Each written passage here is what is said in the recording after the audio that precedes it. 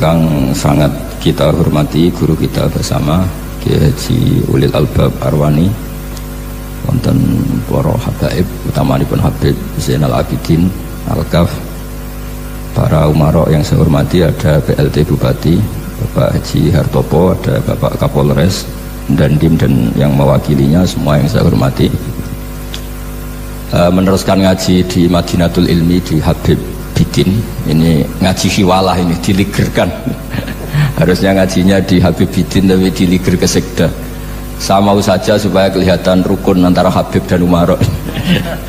Karena kata Habib Bidin nggak apa-apa Gus gitu. Ya memang rukun gitu. Jadi ini nggak pencitraan ya. Bukan pencitraan tapi memang rukun gitu.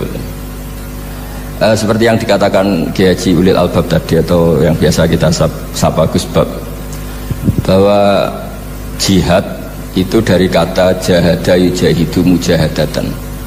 Kalau masdar mujarrodnya jahida, dan baca jahada jadu jahdan wa jihadan, itu maknanya serius menekuni sesuatu. Jadi tidak harus bentuknya perang. Tapi Islam juga jangan anti perang, karena andaikan Islam itu tidak punya konsep perang, itu juga kita bingung saat kita dijajah Belanda.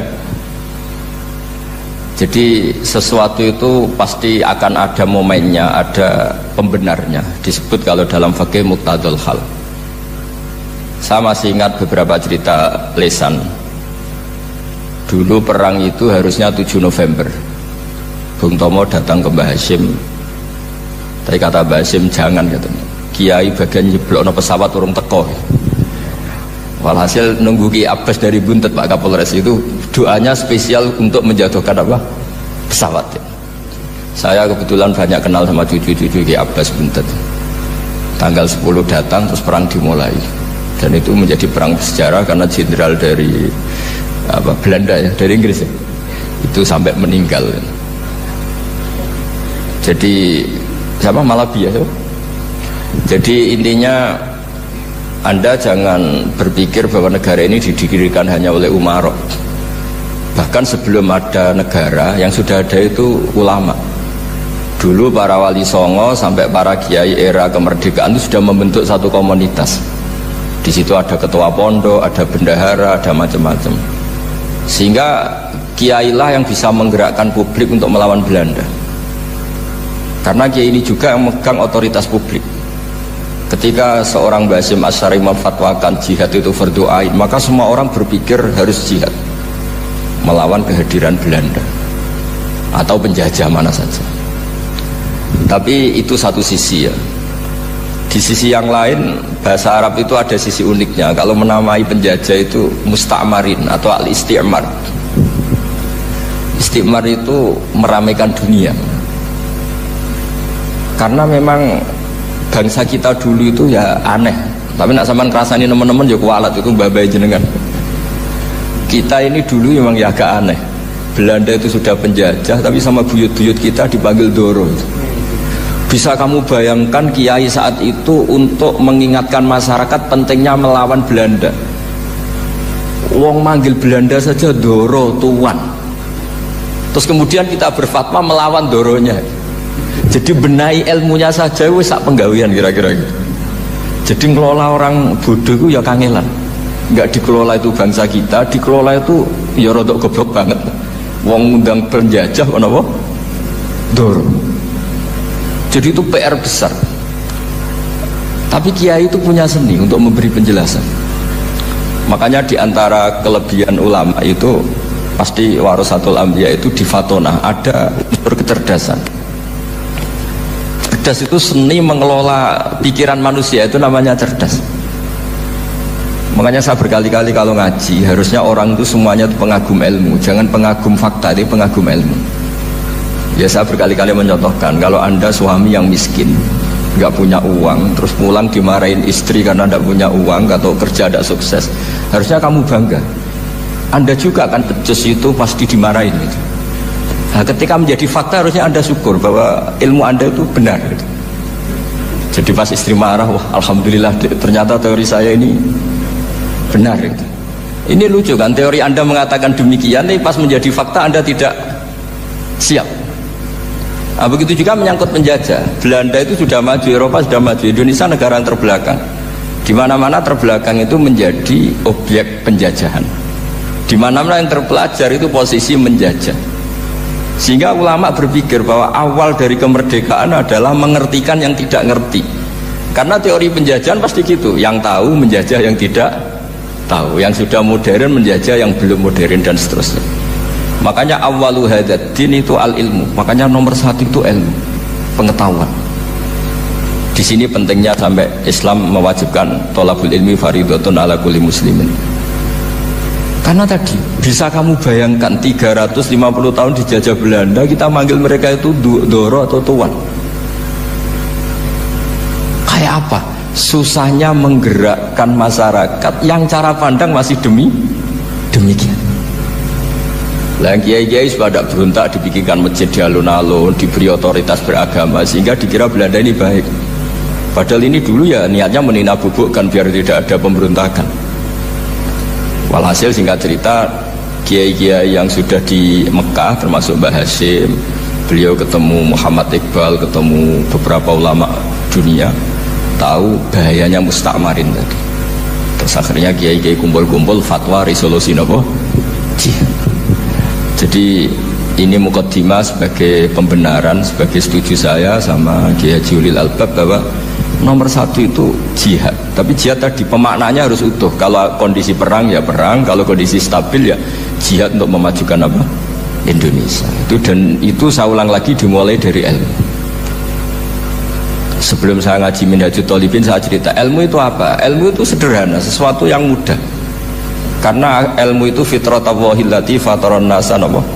Misalnya begini, saya orang miskin, nggak punya apa-apa. Sudah nggak punya apa-apa, nggak punya jabatan, terus keluarga yang nggak pati loyal, mungkin istri ada ngidolakan kita, bahkan anak kita sendiri juga agak ngidolakan kita. Itu kan sial-sialnya orang, anak kita aja nggak pernah ngidolakan kita. Tapi untuk bahagia itu sebenarnya sederhana.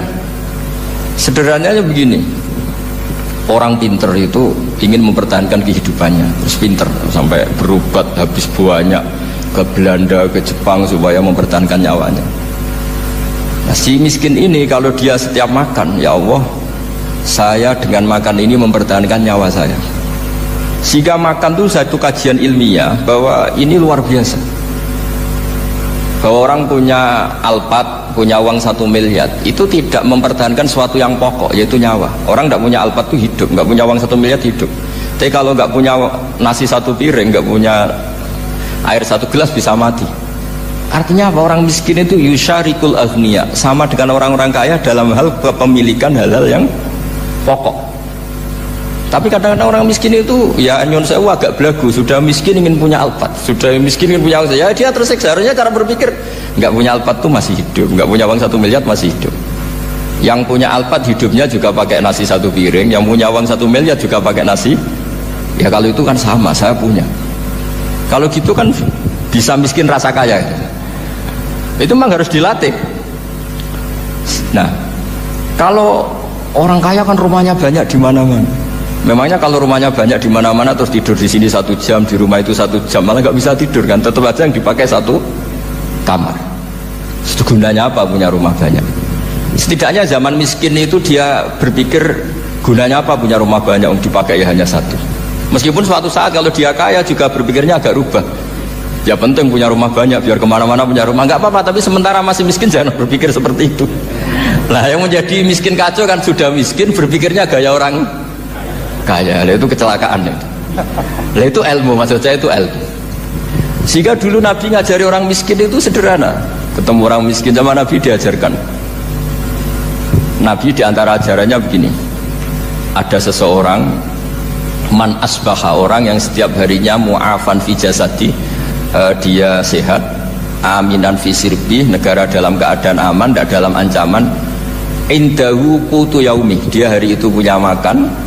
Faka'an nama khizat lahu dunya bihadzafiriha, berarti dia sudah punya dunia dan seisinya. Karena polanya sama. Buat Presiden Amerika itu yang untuk mempertahankan nyawanya ya makan pokok dan minuman pokok, bukan jabatannya sebagai presiden atau punya uang triliunan. Orang paling kaya di Indonesia juga gitu, untuk mempertahankan hidupnya juga dengan makanan pokok.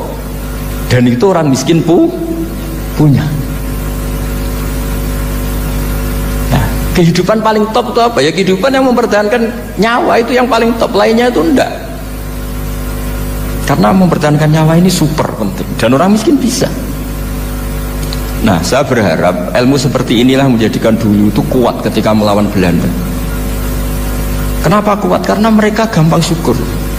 Barokahnya gampang syukur itu selesai dengan dirinya sendiri. Kalau bahasa intelektualnya itu, orang kalau sudah selesai dengan dirinya sendiri bisa berpikir memanfaati pada orang lain. Nah, dulu orang-orang miskin ketika era sahabat, termasuk era para ulama yang mendidik para umatnya, itu selesai dengan dirinya sendiri. Nah, sekarang banyak orang miskin juga termasuk orang kaya, bahkan belum selesai dengan dirinya. Wah, itu angel, ngajak jihad angel, karena dengan dirinya saja belum selesai. Maka masyhur itu kan ketika perang Tabuk, ada orang datang, kira-kira kalau Indonesia pakai beras 4 kilo, ya Rasulullah yang 2 kilo tak kasihkan keluarga kami supaya bisa makan, yang 2 kilo tak kasihkan jenengan untuk biaya perang. Perang Tabuk itu perang tersulit, disebut perang Dhatil Usra. Sekarang hitung saja, ini coba dihitung, mungkin yang bagian kasir tahu. Kalau 2 kilo kali 3.000, umat Islam masih itu sekitar hampir 3.000 itu sudah 6.000 kilo. 6.000 kilo itu artinya apa? Orang miskin ketika perang membiayai dirinya sendiri, itu satu. Kedua, dengan mental memberi, orang ini tidak tamak. Barokahnya tidak tamak, tidak nyalahkan yang kaya. Efek dari itu apa ketika perang Tabuk? Sumbangan dari Sayyidina Utsman yang jumlahnya besar sekali, yaitu diantaranya 1.000 dinar. 1 dinar kira-kira 4,25 gram, berarti sekitar 4.000 gram. Itu bisa diberikan alat perang. Sumbangan dari Abu Bakar juga bisa dipakai beli kuda untuk perang. Nah, bayangkan kalau kebutuhan orang miskin ini untuk makan itu nggak mau urun. Wah, saya miskin, nggak perlu urun, saya miskin dipakai alasan terus. Maka jumlah 3.000 ini akan mengurangi anggaran untuk belanja peralatan perang, karena untuk konsumsi orang miskin. Udah gitu kadang mangane tanduk itu kan repot. Wes miskin mangane tanduk, nak antri mo kan ribet. Artinya apa? Perang ini tidak fokus karena ngurusi konsumsi untuk orang-orang miskin. Nah, dulu zaman Nabi orang miskin pun semuanya heroik. Mereka dibantu gak mau, inginnya bantu. Sampai dicibir sama orang munafik. Apa gunanya sedekah 2 kilo? Wong perang ini perang besar antar negara. Pas itu mau perang melawan Romawi. Sampai orang munafik bilang, alladzina almizuna almuttawwi'ina minal mu'minina fis sadaqati walladzina la yajiduna illa juhdahum faskharuna minhum. Orang-orang munafik digambarkan Allah orang-orang yang mencibir sedekah kecil. Wong untuk perang besar kok sedekahnya hanya 2 kilo. Tapi yang mahal bukan 2 kilonya. Kalau ada 1 juta orang miskin menyumbang negara 20.000, itu artinya apa? Kita punya rakyat yang inginnya hubungannya dengan negara memberi.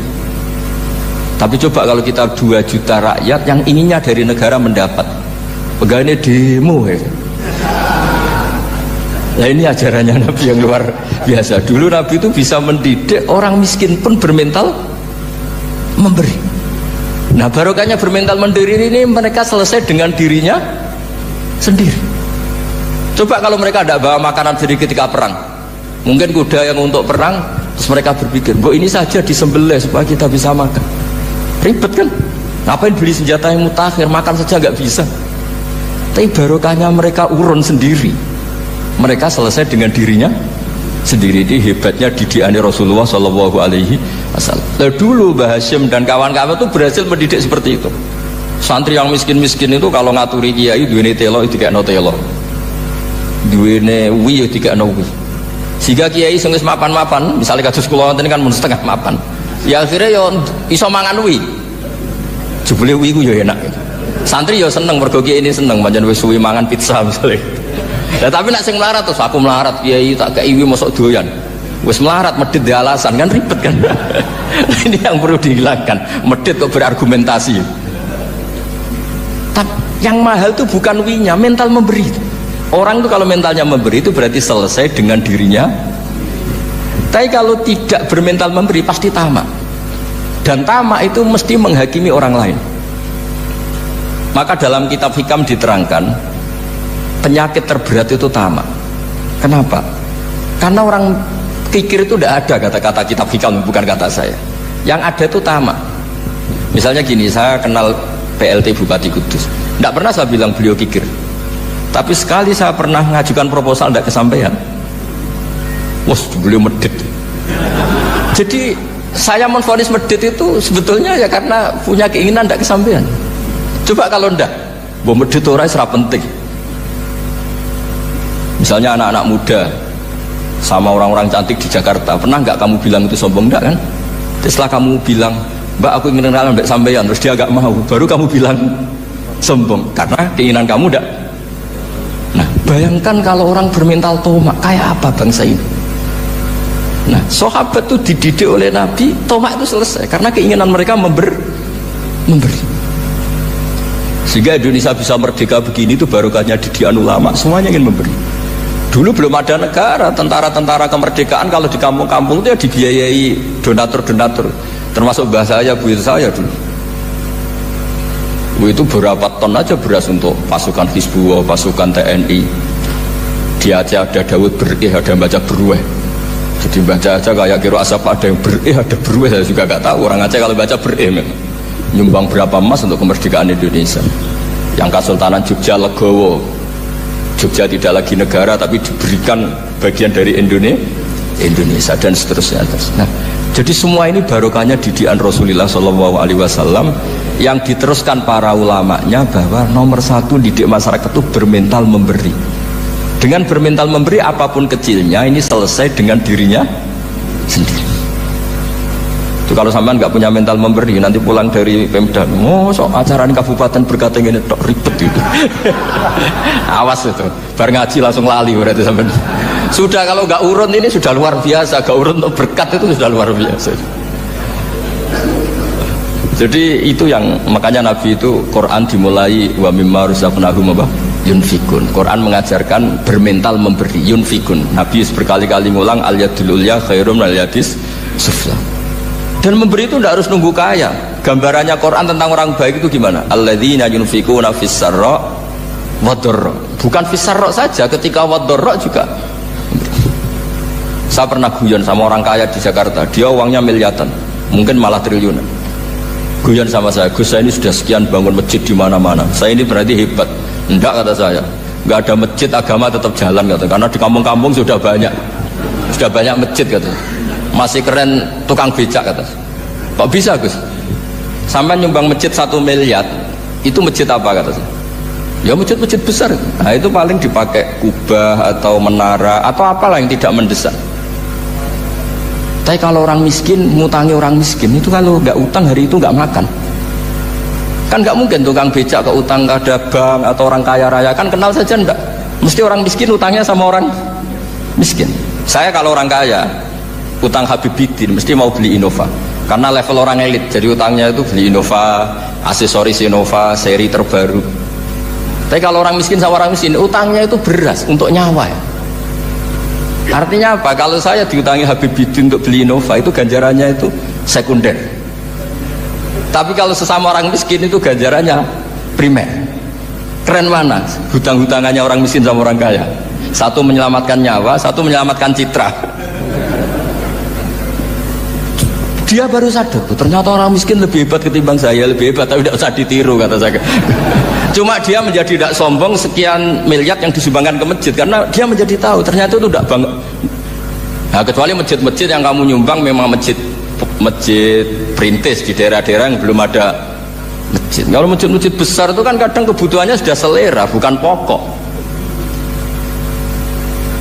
Nah, saya ini cerita ya, jadi supaya orang tahu lah. Zaman Nabi itu orang sudah selesai semua dengan dirinya sendiri. Jadi maksud saya Islam nggak apa-apa tanpa masjid itu masjid yang sudah sifatnya selera. Indonesia kan masjid sudah sifatnya selera semua. Yang dikatakan masjid pokok kan yang dipakai sholat bisa, dipakai alat sesuci bisa. Tapi kalau sudah selera ya pondasinya harus begini, lampunya harus dari kristal, terus kubahnya itu sudah selera. Nah rata-rata sumbangan yang miliatan itu kan sudah ke selera. Sementara orang miskin utang-utangan sama orang miskin untuk menyelamatkan apa coba? Nyawa. Artinya para orang miskin jangan kecil hati, wah saya sudah kok hanya 2 kilo, tapi 2 kilo nyawa.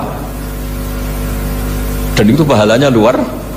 Nah ini ilmu asal saja. Nah Kiai itu berhasil seperti itu sehingga Orang-orang miskin dulu tuh ngrumat tentara itu ya nganggo uwi, nganggo telo, bahkan ada yang pakai apa itu Pak Hartopo itu pisang itu, arasnya pisang itu, bronggolnya pisang, sudah dipakai saja Pak tentara.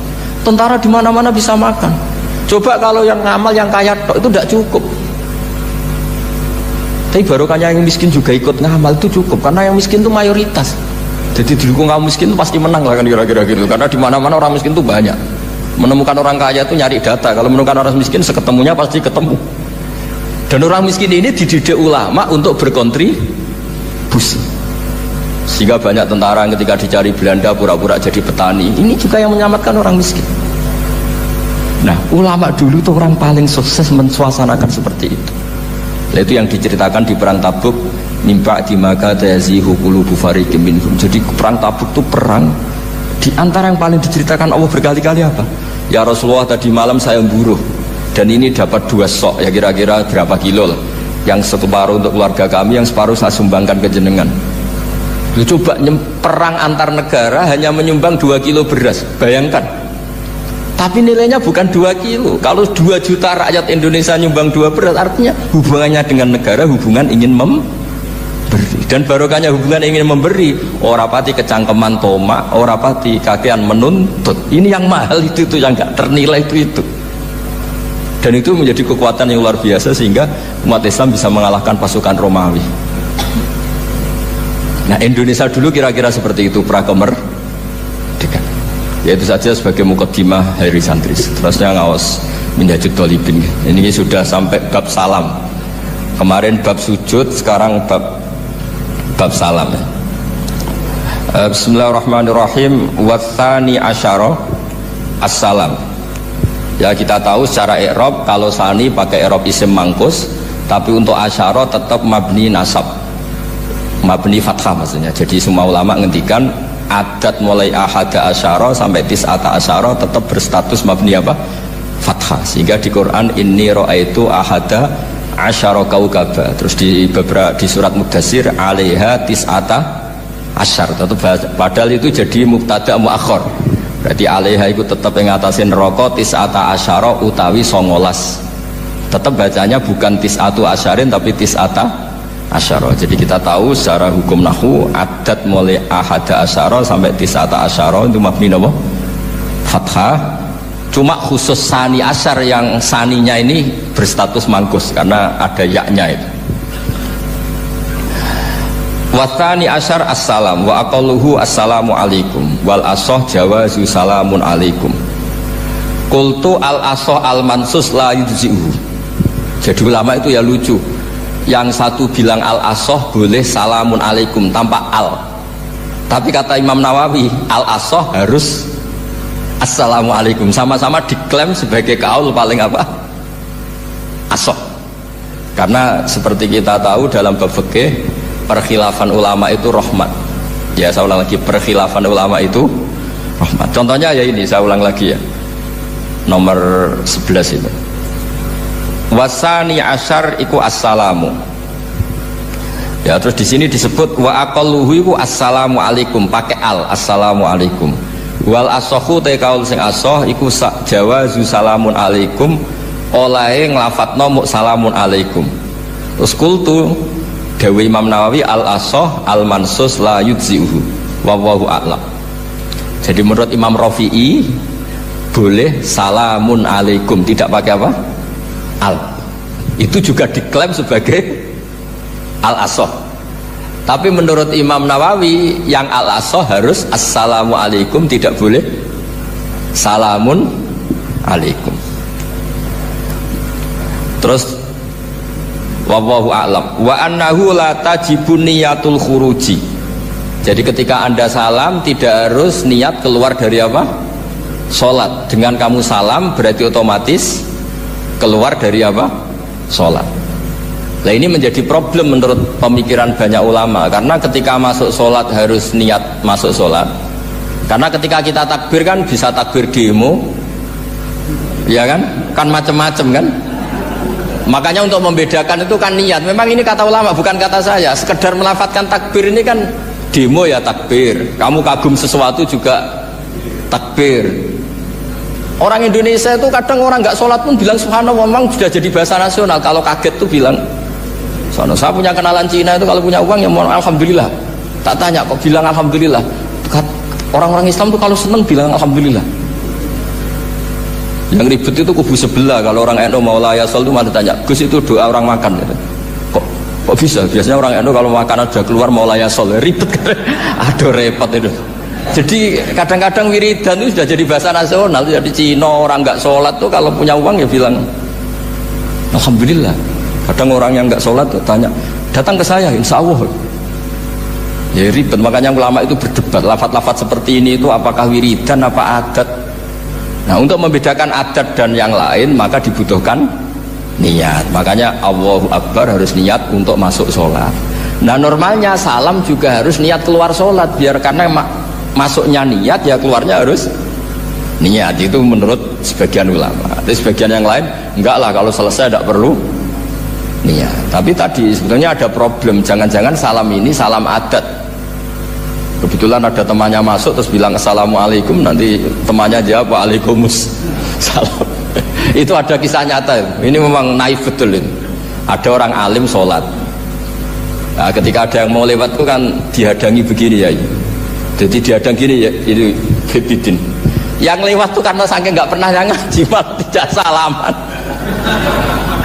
Kagetnya bukan main itu. Ada orang sholat, ada orang mau lewat, kan kesunatannya dihadang begini. Sisi ini santai saja malah ngajak salaman. Wes ribet, ngadepi orang tidak tahu itu ribet. Ya tambah bingung kan, diliwati saja bingung, apalagi sekarang diajak salaman. Kan memang nggak sambung, kulturnya itu nggak sambung. Nah itu kalau kita memang assalamualaikum terus pikir kamu waalaikumsalam. Ya ribet, memang ngadepi orang tidak tahu itu ya ribet. Makanya ya agama ini, ngelola agama ini memang. Nah barokahnya ngaji fikih itu beginilah, saya sering cerita. Misalnya kita hafal fikih, takbir itu wajib, rukun. Tapi bentuk ngangkat tangan itu sunnah. Itu barokahnya Masya Allah. Andai kan kita menentukan kaifiyahnya, mungkin kita sok suci. Itu pernah ada peneliti cerita ke saya, Gus saya ini orang NU itu pusing. Kenapa? Takbirnya beda-beda. Ada yang terlalu semangat, Allahu Akbar. Apalagi yang was-was, wah itu semangatnya Masya Allah. Malah ada yang tanya, itu takbir berkali-kali itu madzhab apa? Jadi orang was-was cobalah bertobatlah, itu jangan sampai jadi madzhab baru. Kalau yang was-was orang bodoh gak masalah, coba kalau dia orang alim alama, nanti muridnya juga niru, oh ternyata takbir yang saya itu 3 kali itu. Oh ternyata takbir yang saya itu 7 kali. Itu kalau dia jadi imam. Kalau dia jadi makmum nyampai ini pinggirnya sampai pinggirnya takut karena bulan baleni. Ada yang kayak orang nggak punya uang, Allahu Akbar tangannya diangkat separuh saja enggak. Itu kan, tapi itu enggak ngefek di Indonesia karena dari awal kiai-kiainya ngajarin ngangkat tangan itu nah caranya juga agak ditentukan, terserah kamu. Begitu juga posisikan tangan itu juga sunat. Sehingga kalau sampai ke Turki atau kemana-mana itu ada yang kayak orang baris, ya kan, habis takbir ya sudah. Ada yang sendakapnya beda-beda. Ada yang menutupi iga yang hilang katanya sampai begini. Ada yang santai begini. Oh pokoknya nggak jelas. Sehingga itu kalau di militer ini ada Pak Dandim itu juga bingung ini nggak protap ini kan. Tapi kalau di fikih itu memang kalau sekali nggak diwajibkan terserah masing-masing. Ada yang kayak orang baris, ada yang sendakep begini katanya apa nutupi iganya yang hilang, ada yang sambil rasa-rasa macam-macam. Tapi barokahnya ilmu fikih itu diputuskan memang dari awal tidak wajib. Yang wajib itu takbirnya.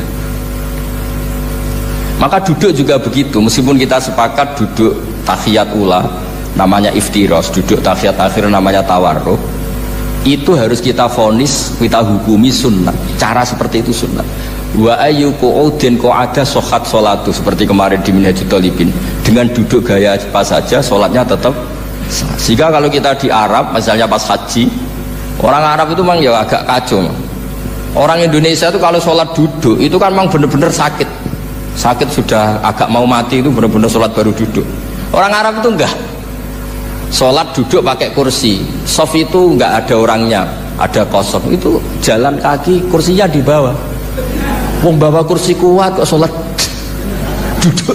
Kalau orang Jawa kan, saya juga iskal, orangnya kalau bawa kursi kuat pindah-pindah tapi kok sholatnya. Kalau orang Jawa agak kebayang, kalau sholat duduk emang bener-bener sakit. Terus saya pernah ditanya lagi sama orang, Gus, di Mekah itu kok banyak orang bawa HP, terus kalau ditelepon diangkat soli, itu mazhab apa? Mazhab geblek kata saya. Tapi ini kan orang Arab, kan seakan-akan terus mewakili internasional kan, karena pusat banyak tuh. Ditelepon digoleki telepone wong sak akeh golek ini tok wis kangelan ya. Warang ketemu soli pateni. Nah, kita kan diajarin di kiai Indonesia kalau itu membatalkan apa? Salat. Jadi ribet. Nah, barokahnya kitab-kitab seperti ini, meskipun kita di Indonesia itu mengikuti panduan yang diarahkan atau yang dibagukan oleh ulama-ulama. Nah, Indonesia itu makanya berkah. Saya sering ketemu ulama Mekah itu kalau muji haji Indonesia luar biasa. Bukan sekedar sopannya, memang cara hajinya itu nyari kaul yang disepakati itu sah. Karena memang dilatih KBIH, dilatih Kemenak, masih dilatih kiai setempat. Meskipun niatnya ya kadang tidak baik. Saya pernah tak tanya, kenapa kamu latihan haji sebegitu? Kalau sholat kok enggak? Sholat gak sah, gak apa-apa, Gus, gak bayar, ini kaji. Oh, ternyata dia itu sholat bedino atau kursus bekulol. Bareng apa kaji oleh takok tenan, tak takoi. Mau sholat kira tahu takok, nak kaji kok takok. Nak sholat rasa gak iman, Gus, gak bayar, ini kaji. Wah, sebenarnya kurang ajar kata saya. Jadi ternyata sekarang terkuak. Kenapa orang-orang awam tuh kalau kaji kok semangat belajar? Semangatnya sama dengan sholat apa di bawah haji jauh sholat itu? Berpuluh-puluh tahun sholat tuh dengan gaya yang nggak ada perkembangan. Tapi haji pisan langsung keren. Ternyata karena bayar ya. Apa perlu ditiru? Sholat harus bayar supaya ini supaya. Ya itu alasannya itu tak. Nak haji rasa berat Gus, apa? Bayar Gus. Nak sholat rasa kok nggak bayar wae maksudnya. Padahal kalau kita ngikuti as-sholat imaduddin, sholat dengan haji itu afdal mana? Afdal sholat, harusnya lebih serius belajar sholat ketimbang belajar haji. Tapi setahu saya nggak ada kan KBIS itu, kelompok bimbingan ibadah sholat. Jadi ini kritikan saya, semoga didengar ya. Cobalah. Padahal riyen Raden Asnawi di Karang pesolatan supaya orang tuh sholatnya benar ya, sholatnya benar. Ya, jadi ngaji fikih seperti ini setidaknya Anda menjadi tidak mudah mengadili orang lain, bahwa sholat itu yang takbir tok yang wajib. Misalnya baca ya Fatihah tok, sehingga kalau ada imam lupa baca surat ya gak apa-apa, memang dari tidak wajib. Jadi pemilahan wajib dan tidak ini penting supaya tidak menghakimi pada yang lain. Jangan sampai perilaku kesolehan itu menjadi bentuk yang mengadili, nggak boleh. Itu Pak Kapolres, kalau di ilmu fikih itu ada ulama penjaga ilmu itu ekstrim-ekstrim. Dulu ada sahabatnya Nabi namanya Jabir bin Abdillah, ini ada di kitab Bukhari, di kitab sholat. Ya maksudnya al ilmu tentang sholat. Itu semua yang di masjid itu sudah pakai jubah, pakai gamis. Kalau orang Indonesia mungkin ya pakai hem, pakai baju batik, pakai. Itu dia datang malah gamisnya dicopot, gamisnya dicopot, imamannya dicopot, terus tinggal pakai satu sarung, terus dicancang di sini akidan benatorofaihi ala atik, dicancang begini kayak cerita-cerita di perang pahlawan itu, hanya dengan pakai sarung satu dikalungkan. Terus ada orang-orang tabiin bilang gini, ungzuru ila ashabi Rasulillah, ini sahabatnya Nabi kok sholat dengan cara seperti itu, nggak islami banget ya, nggak keren banget lah. Terus kata Jabir bin Abdillah, saya sengaja melakukan ini supaya kamu tahu bahwa batas aurat yang dimaksud Nabi seperti ini. Shalla Rasulullah sallallahu alaihi wasallam fi izarin wahid akidan baina tarafaihi ala atiki. Saya pernah melihat Nabi sholat seperti saya ini. Tapi barokahnya itu akhirnya diketahui kalau batas auratul rajul hanya ma baina surah war rukbah. Andai kan tidak ada perilaku Jabir seperti ini, orang akan ngira bahwa syaratnya sholat itu harus pakai jubah, syaratnya sholat harus pakai hem. Akhirnya orang-orang yang kebetulan tidak pakai jubah, tidak pakai hem bingung. Misalnya dia katoan seprapat, pakai kaos, neng tengah hutan, rasa sholat, ngaku ranggo jubah, ribet kan? Artinya apa? Ilmu ini harus dijaga konstitusinya, barokahnya perilaku Jabir ini, orang tahu batas aurat. Jadi yang lainnya itu mukamilah atau kesunatan. Nabi juga seperti itu. Semua sahabat itu tawaf itu musyatan, berjalan. Tapi Nabi sebagai tokoh dan pas itu sehat. Saya ulang lagi, pas itu sehat. Ini hampir semua ulama bilang pas itu Nabi sehat. Nabi malah naik unta. Itu kata Imam Nawawi dalam kitab Masbu', Nabi naik unta itu lebih afdol ketimbang yang jalan. Padahal trennya ibadah kan al-ajul bi qadrit ta'ab. Karena apa kata Imam Nawawi? Itu menjadi konstitusi ilmu bahwa syarat sahnya tawaf tidak harus jalan. Andaikan Nabi saat itu kok ikut jalan, maka dikira di antara syarat sahnya tawaf harus jalan. Maka kita kebingungan ketika pakai kursi roda karena tidak punya rujukan hukum. Tapi barokahnya Nabi pakai berkendara, orang menjadi tahu oh Nabi itu berjalan itu tidak menjadi syarat sah. Berkendara juga boleh. Ya ada juga sahabat yang sengaja omong-omongan, maksudnya tawaf kan kudune meneng wiridan, tapi ada aja omongan untuk menunjukkan kalau ngomong itu tidak membatalkan tawaf. Sampai seperti itu ulama menjaga konstitusi ilmu. Makanya nyuwun sewu kayak kita ini yang anaknya tokoh, apalagi ini di sini ada Gus Albab, termasuk ada saya, yang anak-anaknya tokoh itu memang sudah harus mulai biasa lah. Karena dulu kalau soleh kebanget itu ngel-ngel orang. Abu Bakar, saya tak cerita Abu Bakar itu soleh banget. Saking solehnya itu ini nggak akan ada yang niru, saya yakin. Beliau itu hari pertama diangkat khalifah, hari berikutnya masih dagang di pasar. Singkat cerita ditegur supaya tidak usah dagang, dicukupi negara. Beliau setuju, dapat gaji. Setelah mau meninggal, semua gajinya itu disuruh ganti uang pribadi karena beliau merasa tidak nyaman. Mau mengkhidmati negara kok minta uang, ganti soalnya uang pribadi diganti. Nah itu ya tentu tidak wajib, pejabat juga agak minat niru.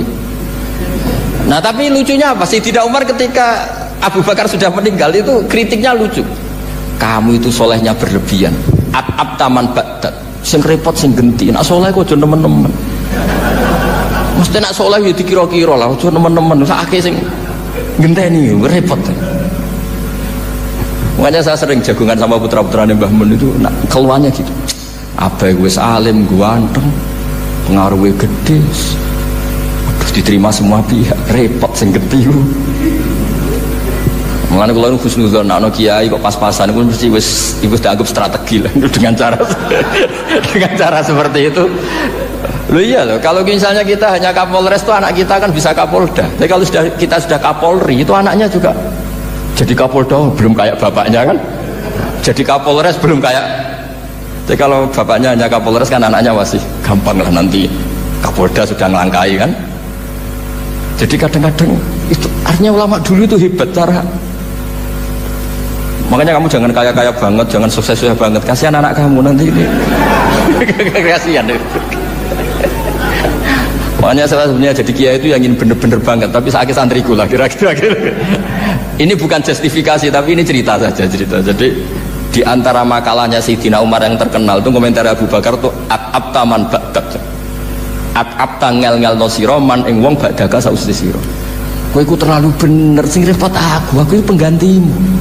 Enggak aku maksa soleh tetep ae ra koyo Abu Bakar. Maksa soleh nek koyo kowe nek soleh kira-kira lah aja nemen-nemen gitu. Jadi penggantinya itu. Ini cerita ya, jadi saya mohon. Nah, barokahnya itu juga kesolehan yang massal itu diakui oleh ulama. Termasuk begini misalnya nyuwun sewu, Nabi itu menyebut kesolehan itu ya termasuk wa fi buti ahadikum sedekah. Kowe ngeloni bojomu ya sedekah. Ayati ahaduna syahwatahu wa walahu ajrun. Masa urusan gitu dapat pahala ya Rasulullah? Jawab Nabi enteng. Alai salawadu'aha fi haramin akana alaihi wisrun. Kalau dia begitu selain istrinya kan dosa ya, berarti kalau sama istrinya ibadah, tidur ya ibadah, kumpul istri ibadah, bercengkrama sama keluarga ibadah. Akhirnya ulama bikin satu hukum yang luar biasa. Di antara hukum yang di kitab usul fikih itu begini, mubah itu udah ada. Itsmamin mubahin illa wa yatahaqqaqu bihi tarku haramimma Fa'il zamu minas sukun tarkul qatli wa minas sukut tarkul qadzaf wal ghibah. Sehingga kita ulama misalnya melihat orang kampung sekatokan seprapat ning omah ngomel mbek bojone, mbok ngomel mbek anake, ini luar biasa karena tidak di diskotik, tidak di tempat-tempat yang seperti itu. Ana wong ning omah nglamun rokokan wis delok tikus liwat misal. Lumayan ra delok gambar porno. Itu ada ulama yang berpikir itu karena tidak ada sesuatu yang mubah kamu lakukan kecuali saat itu Anda meninggalkan keharaman. Makanya kata ulama mubah itu tidak ada karena saat melakukan mubah artinya Anda tarkul haram. Wa tarkul haram wajib, berarti fal mubah wajib. Sehingga ulama misalnya sampean turu mulai barisan nanti subuh, hadza taraka zina wa taraka sariqah wa taraka kadza wa kadza. Semoga malaikat pakai usul fikih itu. Kalau malaikat pakai usul fikih itu, kamu tidur habis isya sampai subuh, hadza tarakal ma'asi kasirah. Lah yang ribet kalau malaikatnya bagian khusyuk, hadza tarakat tahajud wa tarakal witra wa tarakal itu ribet itu. Nah, kita semoga malaikatnya yang percaya pendapat tadi.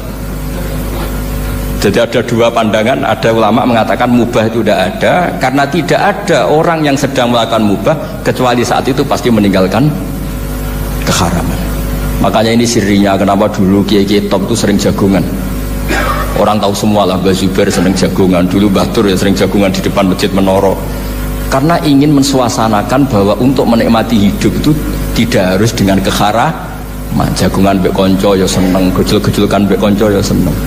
Ini anggap saja perlawanan terhadap supaya tidak nikmati maksiat. Wa qutbu hadaddin al-istidzad bil mubahat, kata Imam Ghazali. Inti beragama ini adalah nikmati sesuatu yang dihalalkan oleh Allah Subhanahu. Coba ketika orang lain bisa nikmat kalau harus ke tempat-tempat maksiat, kamu cukup nikmat ketemu konco gejol-gejolokan zaman mondok padha mlarate. Terus diterusno saiki yo jek melarat atau cocokan melarat itu kan keren no? Keren. Sisi tok diusir mertuane, tok diusir IP ini terus cocokan. Tapi Kang gak apa-apa, sabar kabeh kodok-kodar wae Kang. Oh itu ibadah yang luar biasa. Mergo ridho sama kodok kodar, dia tidak perlu cari nyuwun sewu hiburan yang maksiat. Nah, saya berharap ulama-ulama Indonesia itu mengikuti jejak ulama dulu. Ulama dulu itu kalau ibadah itu ya seperti itu. Jadi jangan hanya melihat ini semalaman kok tidur, tidak witir, tidak tahajud.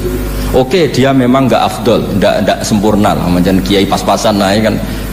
Tapi ya jangan lihat tarokal witro wa tarokat tahajud, tapi kamu juga harus lihat tarokal dahab ila nikla wa tarokat dahab ila mahalil mak. Siapa yo sekali-kali muji orang susahnya apa sih? Suudzon itu dikurangi, sekali-kali muji orang lah. Jadi kalau ada orang tidur hadza tarokal ma'asi, alhamdulillah, meskipun ya rada damu sih tarokal ma'asi wa tarokat taat. Ya sudahlah enggak apa-apa lah, tapi lah di sini terus kualitas. Nah, dengan cara itu Anda bisa membaca Quran secara fasih, wa min ayatihi manamukum billaili wan nahar. Loh, kenapa sekedar tidur kok dianggap wa min ayatihi? Di mana-mana ayat itu kan hal-hal yang luar. Ini tentang tidur saja kok dianggap ayat. Itu bisa dimaknai keren kalau Anda pakai kaidah usul fikih, yaitu dengan tidur berarti Anda meninggalkan sekian maksiat. Sehingga disebut wa min ayatihi manamukum billaili wan nahar. Nah, saya berharap konstitusi seperti ini jalan terus. Biasa baca ya sampai salam selesai. Wa akmaluhu assalamualaikum warahmatullahi marroten yaminan wasimalan multafitan fil ula hatta yura khadduhul aiman. Tapi itu hanya akmal ya, jadi ukuran paling sempurna kalau salam itu melengak ke kanan sampai dengan pengandian ini bisa dilihat dari belakang. Tapi tetap saja itu ukuran apa? Akmal, tidak menjadi syarat sah. Jadi ya sampai melengak gini sampai kira-kira terlihat dari apa? Belakang. Tapi ukuran itu tetap akmal hatta yura khadduhul aiman. Wa fisaniyah saat terusnya alisar terus nawian assalam alaman an yamini wa yasari minal malaikati. Dia meniatkan salam itu kepada orang-orang di sisi kanannya mulai malaikat dan manusia dan jin. Wayan wil imamu assalama alal muqtadin wahum arrodda aleh wahum yanwauna napa arrodda aleh. Jadi wahum yanwuna arrodda aleh, jadi imam niat salam untuk makmum, makmum niat membalas salamnya apa? Imam. Tapi itu saya ulang lagi hanya akmal. Terus asal isya asar tartibul akan kama dzakarna. Jadi pentingnya, jadi jangan kira terus ngaji kalau wasunanuhu wa akmaluhu tidak penting, itu penting sekali. Barokahnya status akmal dan sunnah ini, kita tidak mudah menvonis orang lain karena kita tahu ibadah itu hanya berstatus sunnah. Coba kalau nggak ada ketentuan itu, kita akan mudah menyalahkan orang. Salam kok orang melengak belas itu sholatnya sah atau orang? Padahal dari awal melengak itu statusnya hanya sunnah. Kemudian untuk penutup supaya ini clear ya, saya pernah baca di Syarah Bukhari yaitu Fathul Bari, Nabi itu kalau setelah salam itu mukbilan diwajihi alal hadirin, jadi Nabi langsung menghadap ke timur. Andikan Indonesia menghadap langsung ke timur. Tapi uniknya para syurahul Bukhari itu menganggap itu tidak satu sunnah yang tidak jadi satu sunnah yang permanen.